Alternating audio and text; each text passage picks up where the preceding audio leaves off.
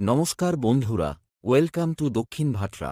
কঙ্কাবতী নবারুণ সংঘের পরিচালনায় জ্যৈষ্ঠ শনিবার মাতৃ আরাধনা সকল গ্রামবাসীকে জানাই প্রীতি শুভেচ্ছা, অভিনন্দন ও সাদর আমন্ত্রণ। জগতে মাতৃশক্তি একটা বিরাট শক্তি, কেউ তাকে লঙ্ঘন করতে পারে না।